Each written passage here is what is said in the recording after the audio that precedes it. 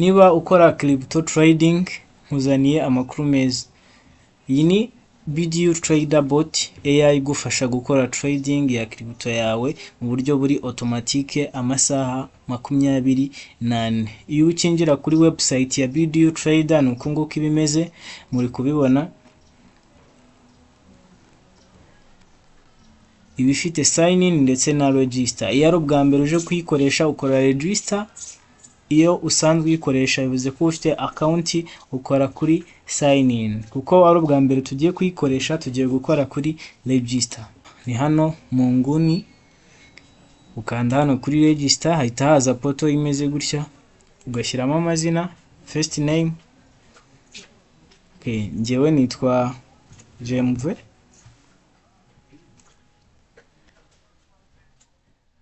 Kim. Then hano ugashyiramo email address, ugaselectinga hano country ni u Rwanda.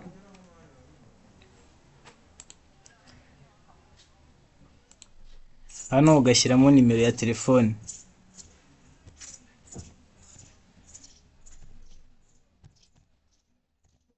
Hanyuma hano ushyiramo password igizwe n'imibare 8 cyangwa se na characters 8. Kongera hano ukayisubiramo kugira ngo uyiconfirming. Then usoje uza hano kuri create account. Baguhereza message imeze gutya ikubwira ngo account created successfully.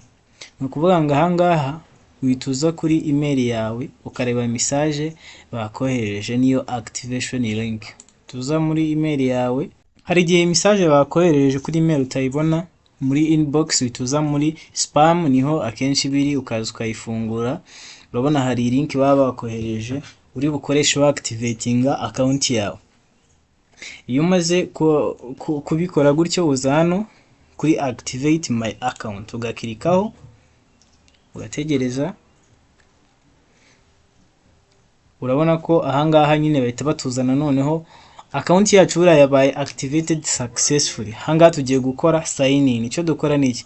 Turashyiramo ya email yacu ni iyi ngiyi, then dushyiremo na ya password yacu igizwe n'imibare 8, then dukore sign in.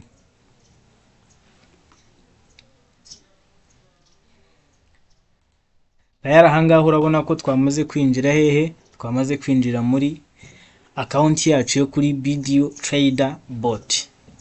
Nuko nguko ibimeze. Iyo ukinjiraho nuko nguko ibimeze. Urabona ko bakwereka choose plan. Kaduhitemo plan wenda iyi ya beginner. Iyo umaze kuyihitamo bakwereka continue, then tugakirika kuri continue. Urabona ko hano hasi hasetinzemo kari monthly. Okay, then ugakanda kuri continue.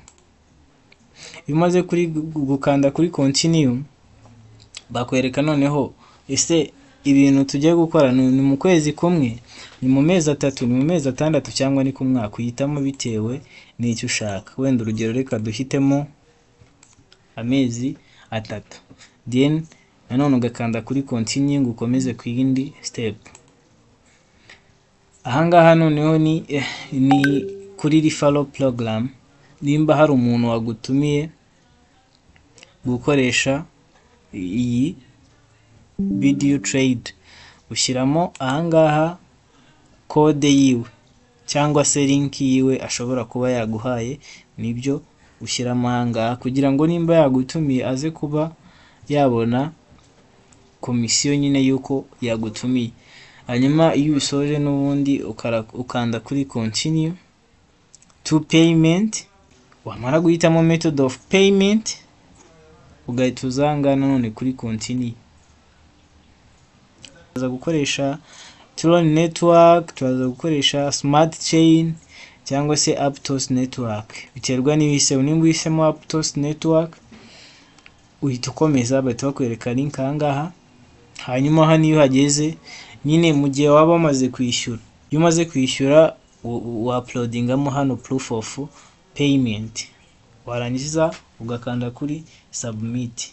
Urumva ahangaho bamaze gushyiramo plan yawe, ibintu byose bimeze neza. then iyo umaze gukora ibyo byose nibwo utegereza ukagera kuri iyi step ya approved, bakaba bakwaprovingira ko ibintu byawe bimeze neza. Urabona ubu ugifite amahirwe yuko wahindura plan cyangwa se wahindura igihe ushaka gukoresha iyi bot, nimba ari amezi 3, nimba ari umwaka, byose ushobora kuba waza ahangaha ukabihindura.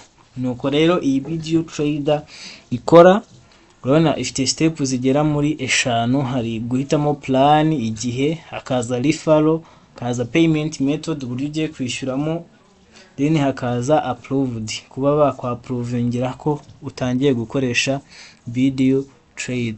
Rero nawe nimba uri crypto trader ushobora gukoresha iyi video trader kugira ngo technical analysis ndetse inagucururize amasaha 24 ku yandi. Rero nimba ukeneye gukoresha iyi video trader, ngiye gushyiraho link muri description, nkiriho na link ya group ya Telegram ihuriwemo n'abantu bakoresha video trader bot, aho ushobora kuboneramo updates. Ndaza gushyiramo na nimero ushaka guhamagara ukabona ubusobanuro buhagije kuri video trader n'imikorere yayo.